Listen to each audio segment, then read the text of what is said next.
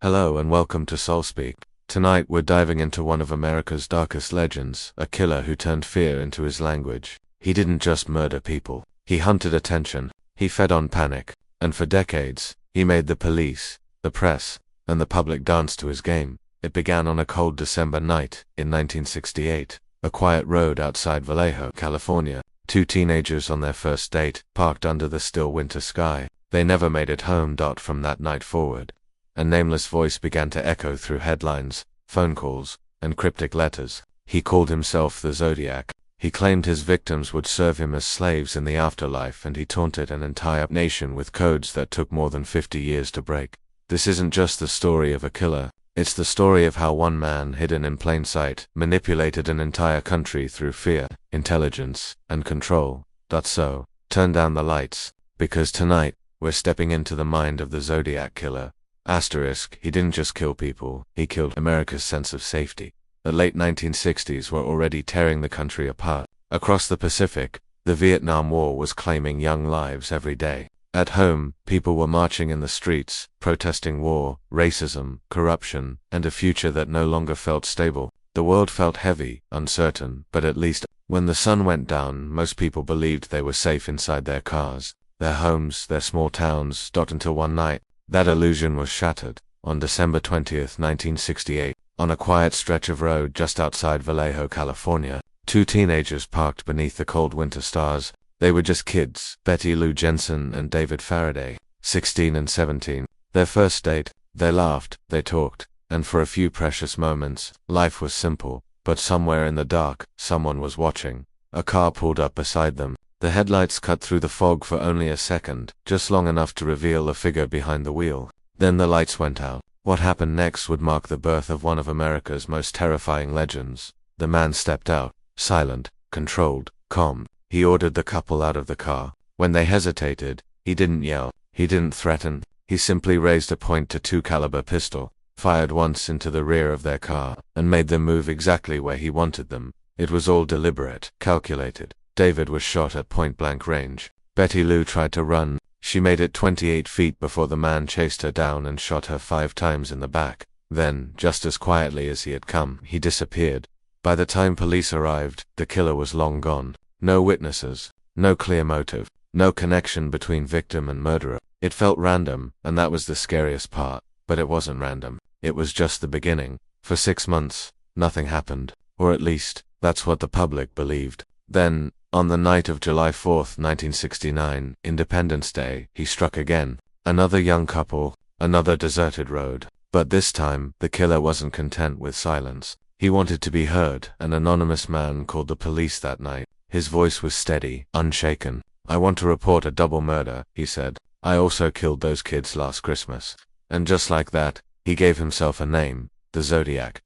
It was a strange name, cryptic, cold, detached. But what came next would make it unforgettable. He began sending letters. Not just any letters. They were handwritten confessions, mocking investigators, full of gruesome details that only the killer could know. And at the bottom of each page was a strange circle with a cross through it, his signature, his brand, his power. The letters came with codes, pages of bizarre symbols, ancient signs, and hidden patterns. Each cipher promised the same thing: if you solve it, you'll know who I am. Newspapers across California published the codes at his request. Within hours, every household was talking about it. People gathered around breakfast tables, trying to decode them like a sick puzzle. The killer wanted attention, and now, he had the entire country's. When a local schoolteacher and his wife finally cracked the first cipher, what they found was chilling. "I like killing because it is so much fun. It is more fun than killing wild game in the forest, because man is the most dangerous animal of all." Those words burned into the nation's mind. The Zodiac wasn't just a killer. He was an idea, one that twisted fear into fascination. But what made him truly terrifying wasn't the number of his victims. It was his intelligence, his patience, his ability to make everyone from detectives to journalists to ordinary families part of his game. He didn't just kill for pleasure. He killed for control. He knew how to manipulate the media, how to turn panic into power. Each time his letters hit the front page, the fear grew. Police patrols doubled. Parents locked their doors. Lovers stopped parking at night. He had turned an entire state into his stage, and everyone else into his audience. No one had ever seen anything like it. Serial killers existed before, sure, but none had ever performed their crimes the way Zodiac did. He understood that murder could be more than violence, it could be theater. He used symbols, words, and mystery like weapons, and every time people tried to understand him, they only made him stronger. By the end of 1969, Zodiac had claimed responsibility for 5 murders and possibly more. He said his victims would serve him as slaves in the afterlife. He bragged about his escapes, about fooling the police, about how close they came to catching him but never did. In one of his letters, he even threatened to shoot schoolchildren, promising to wipe out a school bus some morning. For weeks, children across Northern California rode buses in terror. Drivers were told never to stop even if the tires were shot out. That was the world the Zodiac created.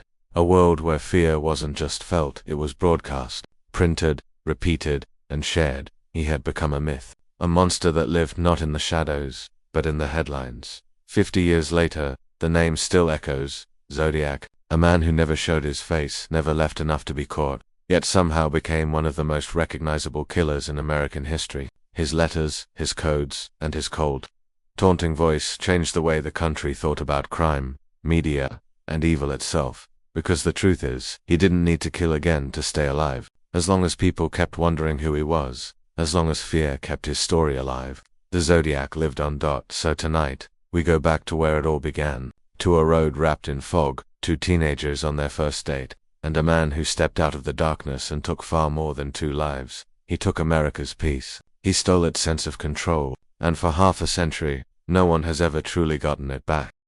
The first murder was quiet, cold, and methodical. It was the night of December 20th, 1968, on Lake Herman Road, just outside Vallejo, California. The air was sharp with winter frost, the road dimly lit by headlights that came and went from nearby farms. A small car sat parked on the gravel, hidden beneath the silence of a cold December night. Inside were 2 teenagers, 16-year-old Betty Lou Jensen and 17-year-old David Faraday, on their very first date. They laughed, nervous but happy, unaware that a pair of eyes had been watching them from the dark. A second car approached and parked beside them. The headlights cut through the fog for just a moment before going dark again. A man stepped out, calm and deliberate, holding a small caliber pistol. When the couple hesitated to exit the car, he didn't shout or panic. Instead, he fired a single shot into the rear tire, a warning, a command. They moved exactly where he wanted them. Then, without emotion, he raised the gun and shot David once in the head. Betty Lou ran, desperate for the road, but she made it only a few steps before 5 bullets tore through her back.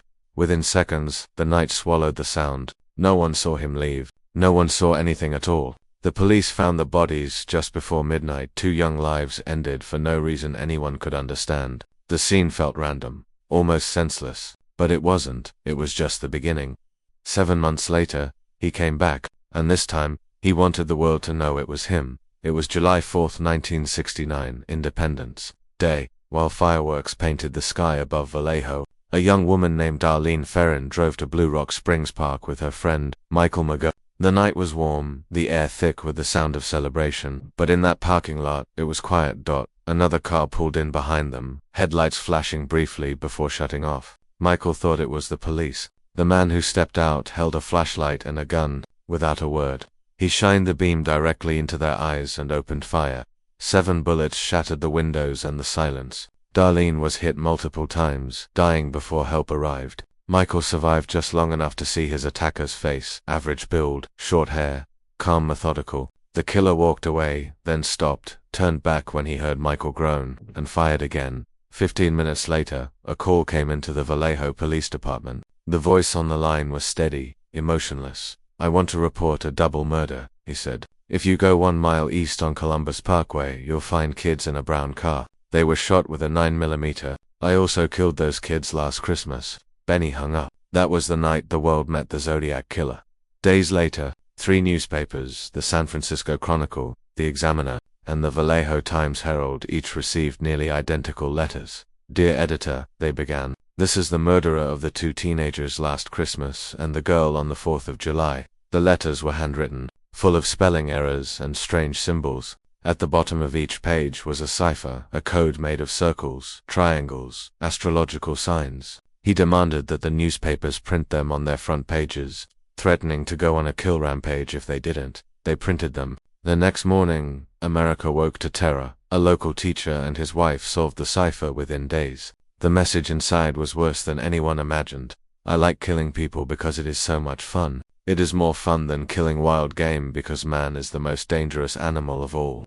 He claimed that those he killed would become his slaves in the afterlife. He said he would never give his name because that would stop his collection. He wasn't trying to hide, he wanted to be famous. He wanted to be feared. By September, fear had turned into obsession. Police and journalists studied every word, every symbol, but the killer was already planning his next move. On the afternoon of September 27, 1969, college students Brian Hartnell and Cecilia Shepard were picnicking near Lake Berry. The sun was bright, the lake quiet, peaceful, until Cecilia noticed a man walking toward them across the hill. At first, she thought he was a fisherman. Then she saw the gun.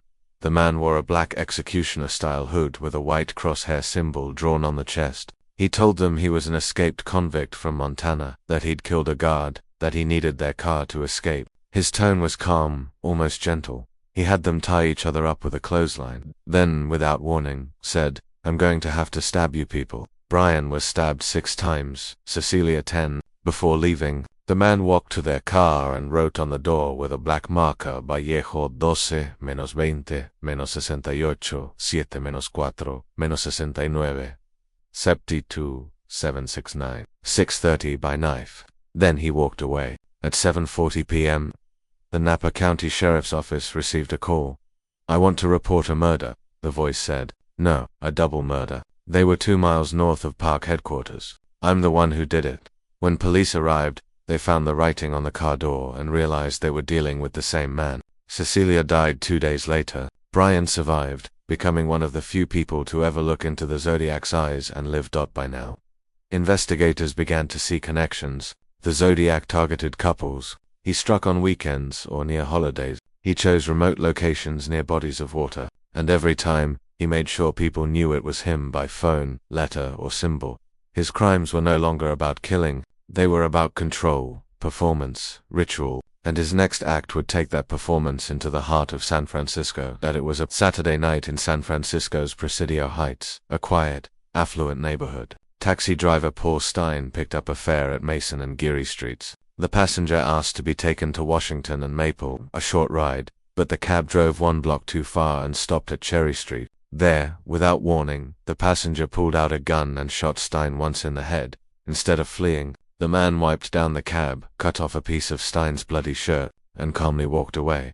Across the street, 3 teenagers saw everything from their window. They called the police and gave a description. White male, early 40s, heavy build, glasses, brown hair. But when the call went out to patrol cars, the description was mistakenly broadcast as a black male. Moments later, 2 officers saw a white man walking calmly just blocks from the scene. They stopped him, asked if he'd seen anything strange. He said no, only a man waving a gun up the road. They thanked him and drove off. That man was almost certainly the Zodiac. When investigators returned to the cab, they found a bloody fingerprint on the door and the missing piece of shirt. 3 days later, the San Francisco Chronicle received a new letter. Inside was that same blood-stained fabric. "This is the Zodiac speaking. I am the murderer of the taxi driver over by Washington Street and Maple Street last night. To prove this, here is a blood-stained piece of his shirt." The letter mocked the police, ridiculed their search, and ended with a chilling new threat. "School children make nice targets.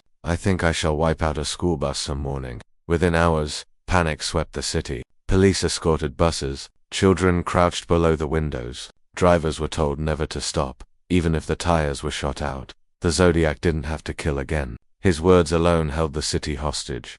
For murders, for locations, for different weapons, but one consistent hand, steady, precise, and proud. Each scene was controlled, efficient, and theatrical. The Zodiac wasn't improvising, he was evolving. Every murder was a test of how much fear he could create, how long he could stay untouchable. He wasn't hiding, he was performing. For every bullet, every letter, every symbol he left behind, there was one message that echoed louder than the rest. "I'm smarter than you. I control what you fear." By the end of 1969, 5 confirmed dead, 2 survivors, and an entire country haunted by a man they'd never seen. The Zodiac had turned murder into conversation, fear into fame. He wasn't chasing victims anymore, he was chasing immortality. And as the decade came to a close, one thing was clear, the game was far from over. By the end of 1969, Northern California had stopped breathing. Fear wasn't just on the streets anymore, it had moved into people's minds. The killer they called Zodiac wasn't a ghost. He wasn't invisible, but he had become something much more dangerous, an idea. He had turned murder into communication, fear into language. For most killers, murder is the final act, the end of control. For Zodiac, it was only the beginning. The Zodiac never killed for money. He never killed for revenge, jealousy, or passion. He killed for power, the power of being seen, feared, and remembered. He wasn't satisfied with ending lives. He wanted ownership of their memory. Every time a newspaper printed his symbol, every time a reporter said his name, he won. In psychological terms, Zodiac displayed what experts call malignant narcissism, an extreme hunger for recognition, combined with a complete absence of empathy. He didn't just want to commit crimes. He wanted to perform them, narrate them, and be the only one who could explain them. Each letter he sent was carefully designed to keep him alive in the public's imagination. The handwriting was sloppy but deliberate, almost a visual signature of chaos. The misspellings, the strange grammar, the way he shifted between arrogance and mock politeness, all of it crafted to build a persona that felt larger than human, almost mythic. To him, fear was currency, and attention was oxygen, and the American media gave him both. Each front-page headline, Zodiac strikes again. The code of death was like applause. He studied how the police responded, how people reacted, and how his letters could manipulate that response. He watched as entire cities changed behavior because of him. Schools altered bus routes, couples avoided night drives, and police worked overtime in a panic. That was his real victory. He didn't just kill people, he controlled how millions felt. If narcissism was his fuel, intellect was his weapon. Zodiac saw himself not as a murderer but as a player. He treated every killing like a move on a chessboard, a calculated act designed to test and tease the people chasing him. From the beginning, he branded himself as something more than human, a symbol. The crosshair circle, simple, geometric, unforgettable, was both a target and a throne. He wasn't just the man behind the gun, he was the architect of a mythology. When he sent his first cipher to the newspapers, he was setting rules for a game only he understood. He gave them codes no one had seen before, mixing military encryption with astrological symbols, fragments of archaic language, and hidden meaning. He knew how the public mind worked, the curiosity, the obsession, the desire to solve evil. Every letter was bait, every code was a challenge, and every police failure was his triumph. He wasn't content with silence. He needed to speak, to brag, to remind everyone that he was still in control. When detectives failed to identify him after the Paul Stein murder, he mocked them openly in his letters. "You will never catch me," he wrote, "because you don't understand the game." Those words weren't just arrogance, they were prophecy. For decades, investigators would decode, speculate, and chase dead ends. Some of his messages remained unsolved for over 50 years. To the Zodiac, the game was never about victory or defeat. It was about endurance. As long as his identity remained a mystery, he remained alive, even after he stopped killing. If he ever truly did, his words continued to haunt the public, because every time someone opened a new book, made a new documentary, or analyzed another cipher, they played right into his design. He had created a riddle so deep that the pursuit itself became part of the legend. There was something else inside. Zodiac, something darker than arrogance. A belief that he was chosen. In one of his early ciphers, he wrote that the people he killed would become his slaves in paradise. That idea didn't come from random madness. It came from a delusional blend of religious myth and psychotic control. Criminal psychologists call it a God complex. The belief that one's actions exist above morality, that the killer decides who lives, who dies, and what those deaths mean. For Zodiac, murder wasn't destruction, it was creation, a ritual that gave him cosmic purpose. He saw himself as more than human, as a force of nature, or perhaps, as he hinted in his symbols, an extension of the universe itself. The Zodiac wasn't a random name, it represented the stars, fate, destiny, the cosmic clock that turns endlessly, indifferent to human life. By choosing that name, he cast himself as a celestial executioner, someone whose killings were not crimes but signs. He even described his victims as offerings, tools in a grander design that only he understood. That's why his letters shifted from simple bragging to religious mania. He wrote about paradise, servants, eternal life. He was rewriting theology, placing himself at the center of a world where violence was holy. And fear was worship. It was narcissism taken to divine scale. The delusion of a man who believed he was both judge and God. Modern forensic psychologists would describe Zodiac's behavior as a blend of antisocial personality disorder and schizotypal delusion. He was rational enough to plan and execute crimes with precision, but detached enough from reality to believe those acts had spiritual meaning. That duality, intelligence mixed with madness, is what made him so terrifying. He wasn't insane in the way the world wanted him to be. He was something worse, rational within his delusion. Every action, every word, every symbol suggested calculation. The accuracy of his shootings, the control at each scene, the patience in his stalking, the technical knowledge in his letters. Zodiac's language hinted at a man with education, not necessarily college, but discipline. He used military terms like clip, 9mm, by knife, over by Washington Street. His PA coded letters used encryption methods similar to those taught in the Navy or Air Force cryptography programs of the 1950s and 1960s. The handwriting showed deliberate disguise of forced slant, uneven pressure, and calculated misspellings designed to confuse handwriting experts. He wiped fingerprints clean. He used multiple weapons, changing calibers and methods to break forensic links. He may have been trained, perhaps ex-military or someone with technical background, someone who understood procedure, command, and timing. He was strategic enough to know the limitations of police communication systems, which is why he escaped the scene of Paul Stein's murder so easily. That level of control doesn't come from impulse. It comes from experience. Yet beneath all that precision was something deeply human, a man desperate to be seen. That contradiction, discipline, and ego is what makes him one of the most complex killers in American history, more than a murderer.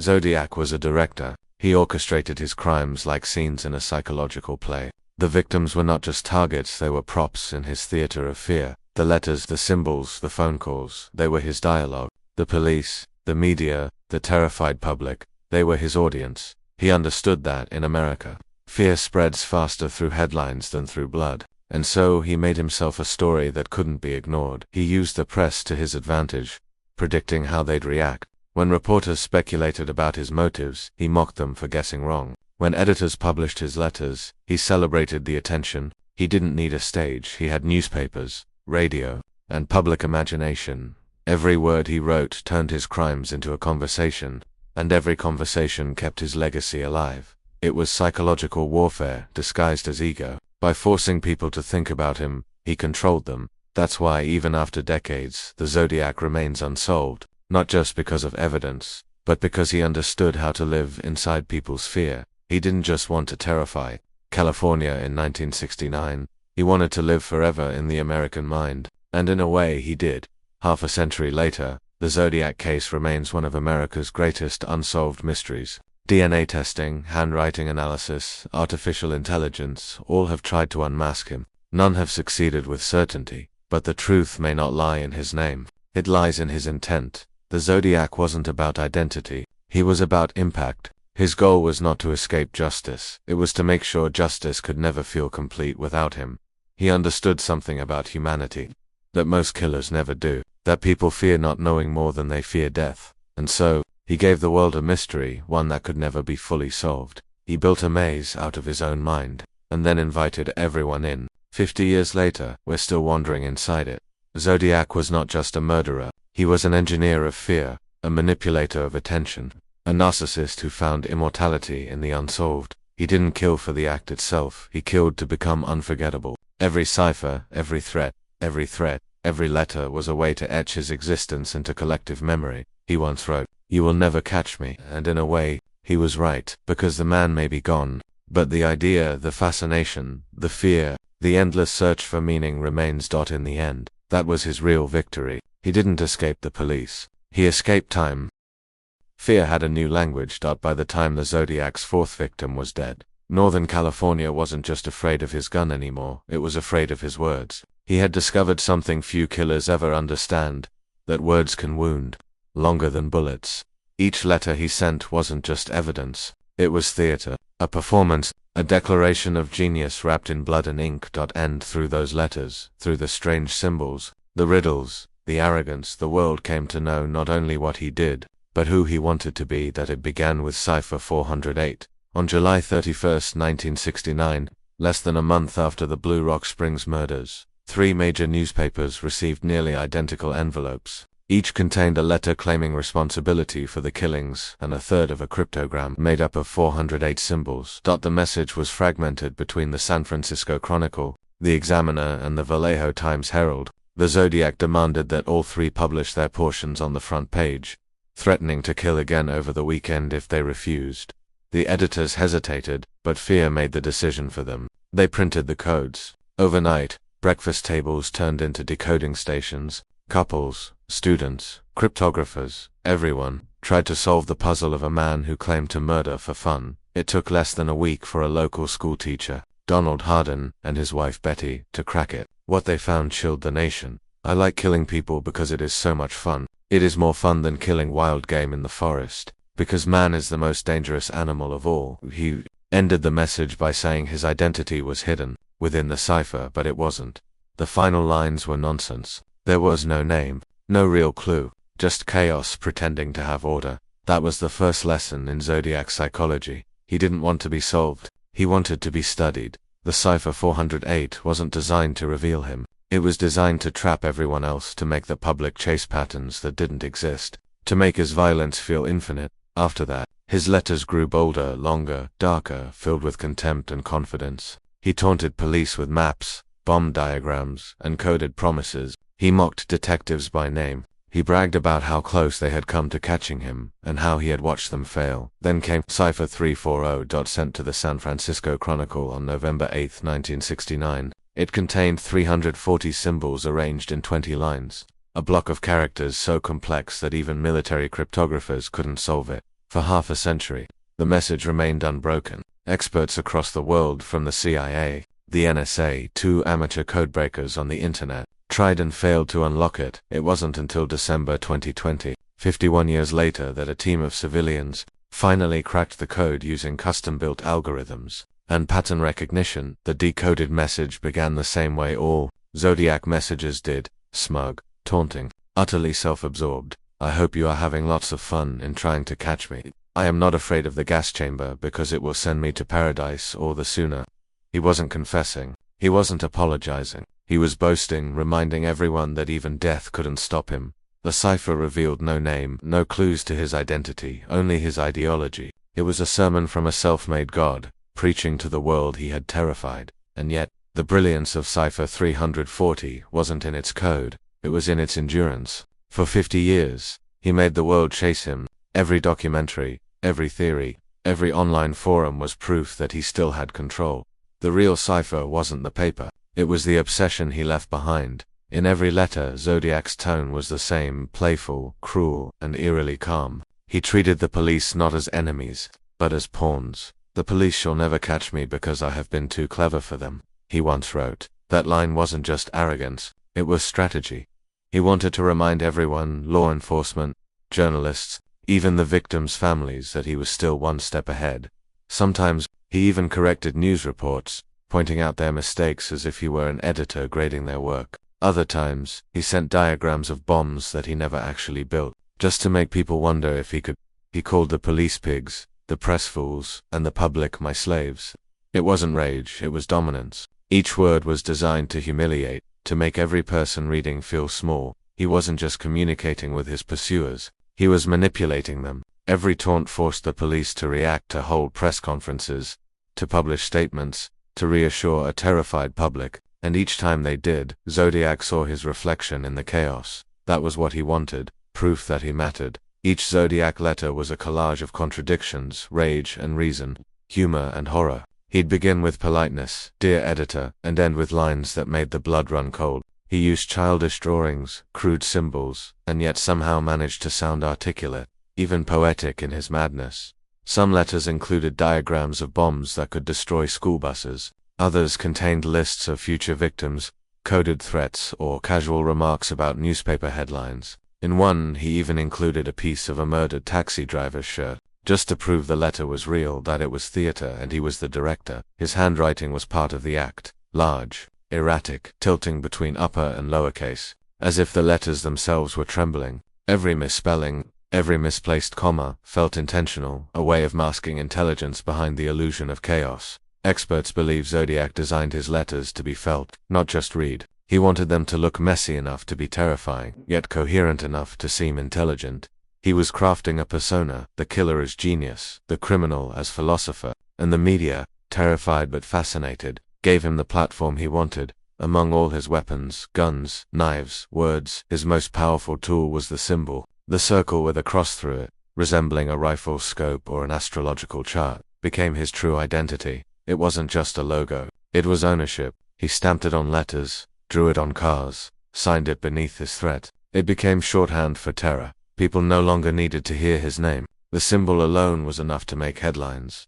In that way, Zodiac did what few killers have ever managed. He branded fear. He turned himself into an icon. And that icon, simple, clean, terrifying, outlived the man himself. Every letter the Zodiac sent was more than a message. It was a conversation, one he controlled entirely. He decided when the public would panic. He decided when the police would fail. And with every response, every decoding attempt, every press release, every news article, he tightened his grip on the collective imagination. He wasn't chasing victims anymore. He was chasing immortality. The letters gave him what death could never take away, a voice that echoed for decades. Even today, criminologists and internet detectives still analyze his syntax, his ciphers, his phrasing, searching for a man who might have been hiding in plain sight all along. But the deeper they dig, the more they realize the mystery itself was the message. Zodiac didn't want to be found. He wanted to be followed forever. More than half a century later, the Zodiac letters remain among the most famous pieces of correspondence in American criminal history. They're stored in archives, studied in universities, recreated in films. To some, they represent a failure of justice, the reminder that intellect can outsmart law. To others, they're a warning that evil doesn't always scream. Sometimes it writes. In an age before the internet, Zodiac understood what it took decades for the world to learn. That fear travels fastest through communication. He weaponized curiosity. He turned newspapers into confessions. He made every person who read his letters a participant in his crimes. That was the true brilliance of his design, not the killing, not the codes, but the conversation. By the time his letters stopped arriving, Zodiac had already won his game. The ciphers were only part of the story. The real puzzle was why everyone kept playing. He knew exactly what he was doing when he wrote, "The police shall never catch me because I have been too clever for them." It wasn't about cleverness. It was about control. Every message was a reminder. He dictated the rules, and the world followed. And even now, decades later, with technology far beyond his time, we still speak his name, still study his codes, still wonder who he was. That's the power of the Zodiac. A man who killed a handful of people, but captured the minds of millions. He didn't just send letters. He sent a legacy. By the time the Zodiac's last confirmed letter arrived in the mid-1970s, the killings had stopped, but the obsession had not. The police, the press, and the public had spent years chasing a ghost who always seemed one step ahead. The ciphers had been solved, the letters archived, but the question that mattered most, who was he, remained painfully unanswered, and maybe that was part of his design. The Zodiac didn't need to keep killing. He had already infected the system. Detectives would come and go. Leads would rise and fade. But for over half a century, one truth remained constant. The killer had a name. We just never agreed on what it was. If there was ever a prime suspect, it was Arthur Lee Allen. He wasn't the first name on the police lists, but he became the one that haunted investigators the longest. Born in 1933, Allen was a former schoolteacher from Vallejo, California, the same small town where the Zodiac first struck.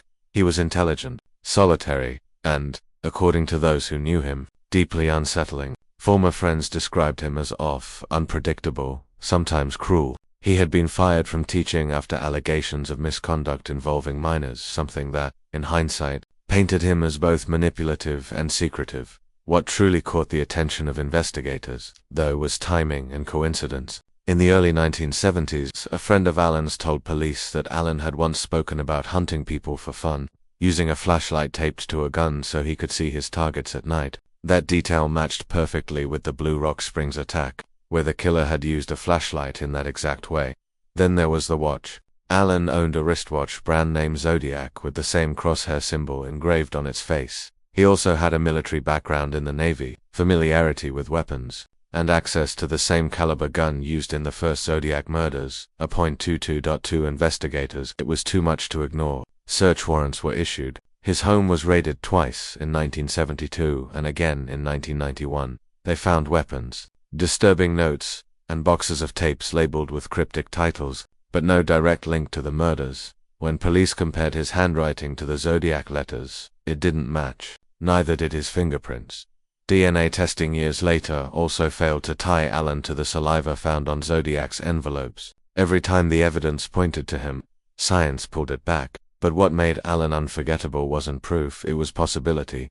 He fit the story too well. The arrogance, the intelligence, the obsession with control, it all sounded like Zodiac. He even lived near 2 of the crime scenes and had connections to several victims through social circles in Vallejo. Yet, without physical evidence, he remained what the case always produced, another shadow. Arthur Lee Allen died of a heart attack in 1992, officially never charged, unofficially never cleared. To this day, many detectives still call him the best suspect we ever had. The second major suspect came from a completely different world, journalism. Richard Gaikowski was a reporter and filmmaker from South Dakota who later moved to San Francisco in the late 1960s, right when the Zodiac killings began. He worked for an underground counterculture newspaper called Good Times, which often criticized the police and government, something that immediately caught investigators' attention, given Zodiac's hatred of authority. But what made Gaikowski a suspect wasn't just ideology, it was the voice. In the 2000s, decades after the killings,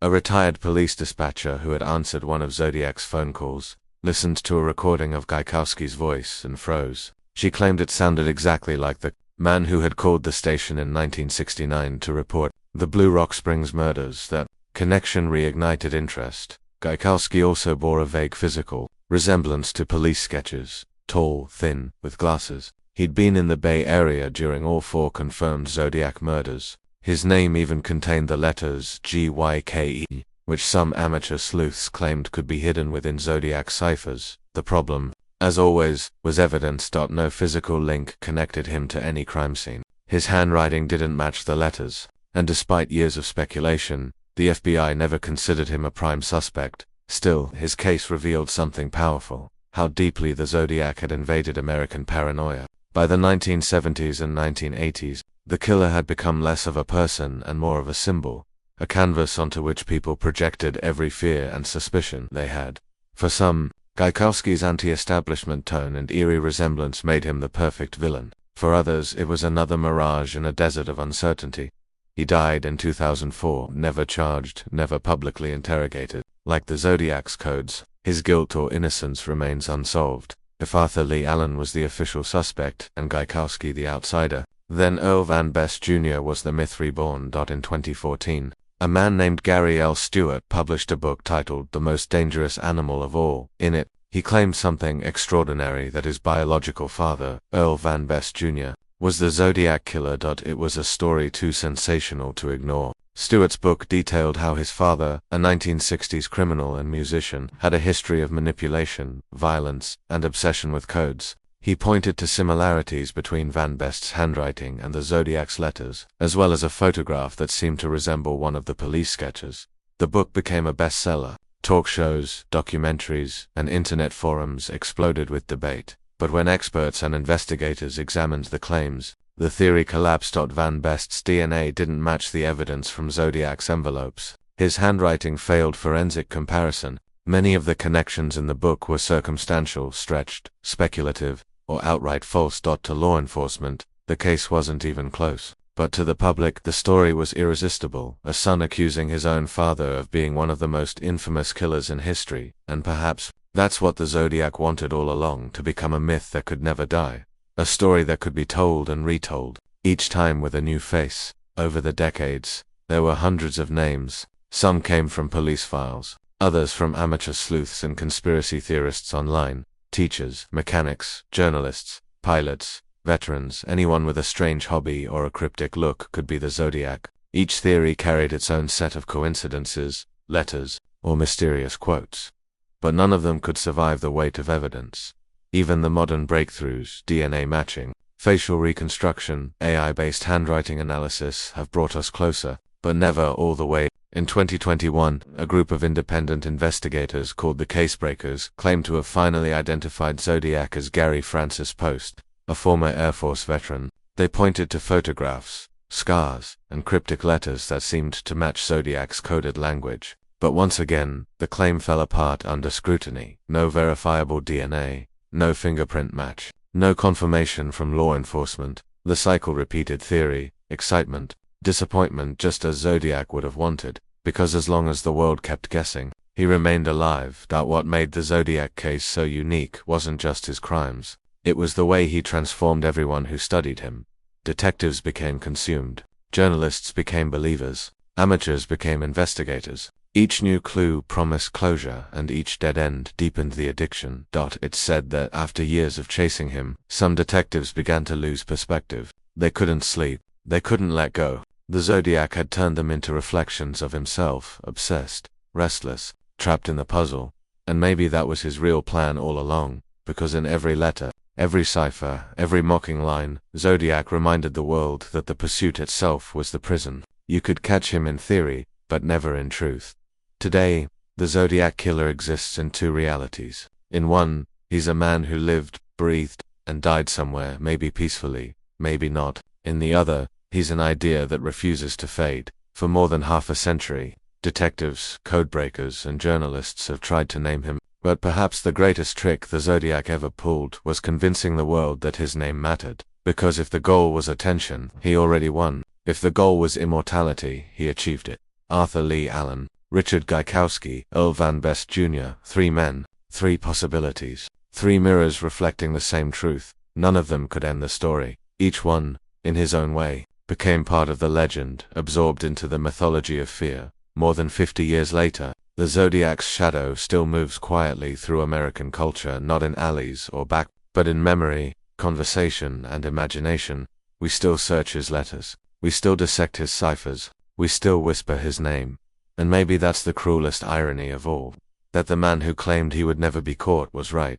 Because after all this time, the Zodiac isn't hiding in a cabin, or a basement, or a police file. He's hiding in us, in our fascination, our fear, our need to know. He didn't just escape justice. He became it. More than half a century later, the narrator might say, voice low and steady, the killer remains invisible among us. By the time the final Zodiac letter arrived, America had already changed. The murders had ended. The headlines had faded. The suspects had grown old, but the fear that stayed.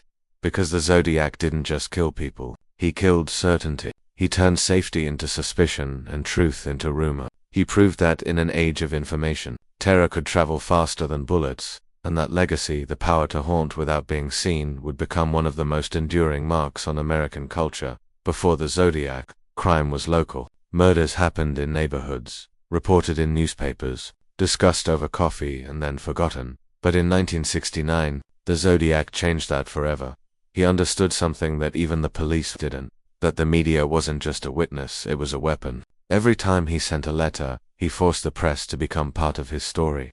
When the San Francisco Chronicle printed his first cipher, it wasn't just news, it was performance. Front pages turned into stages. And the Zodiac became the lead actor in a show of national panic. He manipulated the press with the precision of a publicist. He threatened mass murder if they didn't print his words, and when they obeyed, he learned that fear sold faster than truth. For the first time, a criminal controlled the news cycle. The police investigated his crimes, but the newspapers carried his voice. He had found a way to live forever in print. Decades later, criminologists would look back and call Zodiac the first media-age killer, a man who understood publicity as part of the crime itself. Every interview, every newspaper headline, every talk show that mentioned him became fuel for his legend. He wasn't just communicating through the media, he was creating through it. He turned the public into his audience, the journalists into his messengers, and fear into his masterpiece. For those who lived through it, California in the late 1960s and early 1970s felt like the end of innocence. This wasn't a war zone or a revolution. It was suburbia couples in parked cars, children riding buses, people coming home late from work, ordinary lives shattered by extraordinary fear. After Zodiac's threat to shoot schoolchildren, parents began following their kids to bus stops. Teachers taught with locked doors. Drivers carried shotguns. The police patrolled not just the streets, but the imagination of the public. Every shadow, Every anonymous call, every strange car on a quiet road became the Zodiac. It wasn't just fear of a killer, it was fear of not knowing, of realizing that safety itself was an illusion. Sociologists later described it as the paranoia generation, an era when trust collapsed, not just in government, but in reality itself. The Zodiac's greatest weapon wasn't his gun or his knife. It was uncertainty. He showed America how fragile order really was, how easily reason could be replaced by rumor. Police were overwhelmed, citizens terrified, and every unsolved crime became part of his myth. Even decades later, when the killings stopped, the fear didn't fade. It simply evolved, turning into fascination. The same fear that once kept Californians awake at night would later keep viewers glued to their screens, watching documentaries, reading theories, and listening to podcasts about him. Zodiac had done the impossible. He made fear addictive. The circle and cross, his symbol, became one of the most recognized images in American true crime. Clean, geometric, emotionless, it was the perfect logo for chaos. You could print it on a newspaper, carve it into a movie poster, flash it on a screen, and everyone would know what it meant. It stood for mystery, for unsolved, for the idea that evil can wear intelligence like a mask, and that symbol would outlive its creator. Decades after the murders, the image still appeared in books, art, online forums, even tattoos. It was more than evidence. It was mythology. In a strange way, the Zodiac had done what every brand dreams of. He made himself timeless. But what made that symbol so disturbing wasn't just what it represented, it was what it revealed. That humanity has an instinct to remember monsters longer than heroes, because when something remains unsolved, it never truly dies. By the 1970s, Zodiac was already more than a killer, he was a cultural character. Filmmakers, writers, and musicians began using him as a symbol of chaos, anonymity, and manipulation. He inspired countless fictional killers, from Dirty Harry's Scorpio to Seven's John Doe. His influence echoed in comic books, crime novels, and thrillers. Characters who killed to be known, not just to destroy. But it was in 2007 that his legend reached cinematic immortality with David Fincher's film Zodiac. The film wasn't just a retelling, it was a psychological autopsy, not of the killer, but of the obsession he created. It showed how detectives, journalists, and civilians all lost themselves in the search. Unable to separate fact from fixation, that movie did what the real Zodiac always wanted. It made the world think about him again. For 2.5 hours, he lived once more on every screen, in every whisper, in every unanswered question. And that's the cruel beauty of his story, even in art. He wins. He became the ultimate American villain, intelligent, faceless, unsolved. The embodiment of a fear that technology, justice, and logic could never fully control. Zodiac's story isn't just about murder. It's about what America saw when it looked into the mirror. He arrived during a time of collapse, the Vietnam War, political assassinations, racial unrest, distrust in government. People were already questioning authority, truth, and morality. Then came a man who embodied all those fractures, mocking the system, taunting the press, exposing every weakness in the institutions meant to protect the public.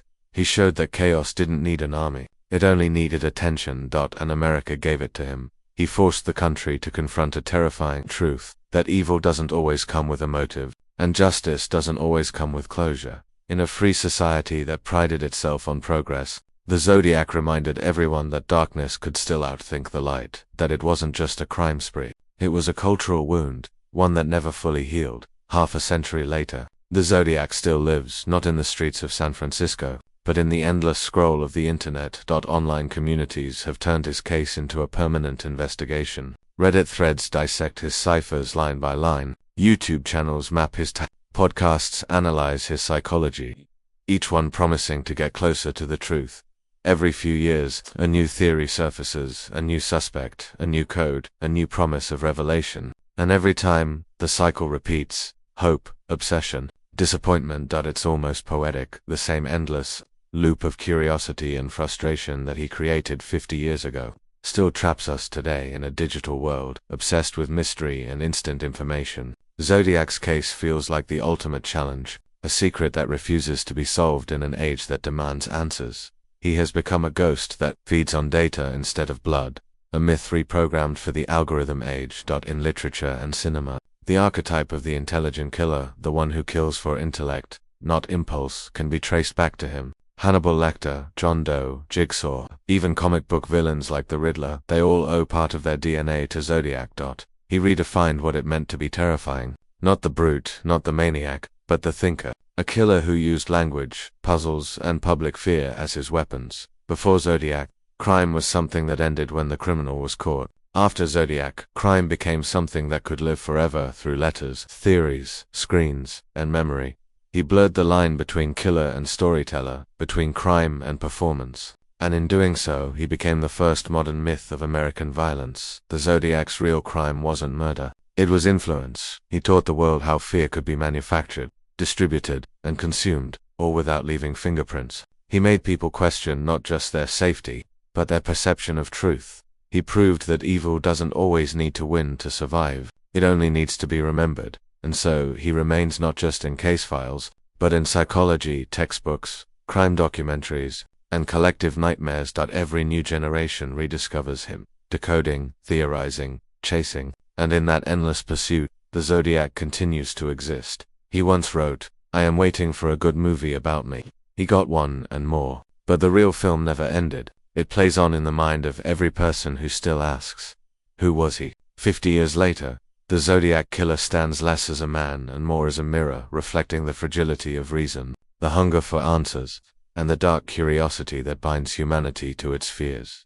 He showed us that knowledge doesn't always conquer darkness. Sometimes, it only deepens it. His crimes were finite. His legacy was infinite. He changed the way America reports crime, studies psychology, and understands evil. He wasn't caught, but maybe he never needed to be. Because in the end, the Zodiac didn't want freedom. He wanted permanence. And he got it. He didn't just live in the shadows. The narrator might say softly, he became them. Maybe the Zodiac is gone. Maybe he died decades ago, quietly, anonymously, with no confession, no justice, and no name carved into history beyond the one he chose for himself. But his ghost never left. It still lingers in the headlines, in the theories, in the corners of the human mind that can't let go. Because the Zodiac didn't just kill people, he killed peace. He turned fear into fascination and mystery into immortality. Half a century later, we still talk about him. We still chase his shadow, still decode his puzzles, still wonder what kind of mind could orchestrate such horror and then disappear into thin air. He understood something about us, something terrifyingly simple, that fear spreads faster than justice, and mystery lives longer than truth. The police never caught him. But in a strange way, he caught us, trapped us inside his game, where every clue becomes another question, and every answer only leads to more confusion. Was he a genius? Or a madman who knew exactly how human curiosity works? Was he truly brilliant, or did we make him that way by giving him the one thing he always wanted? Attention, immortality, because maybe that's the real secret of the Zodiac. He didn't need to survive. We did it for him. Every time we say his name, every time we open a file or watch another documentary, he breathes again. Every time we search for his face, he wins one more round in a game he started 50 years ago. Maybe the Zodiac is dead, but the fear he created still lives inside all of us. And now, the question turns to you. After everything we've seen, the murders, the letters, the symbols, the silence, who do you believe he was? A mastermind, a dark genius who played fear like an instrument? Or a broken man glorified by the legend we built around him? Tell us what you think. Leave a comment, hit like, and follow this channel for more stories that refuse to rest. Because somewhere out there, another mystery waits, another code, another shadow, another name we can't stop chasing. And maybe, just maybe, it's already watching.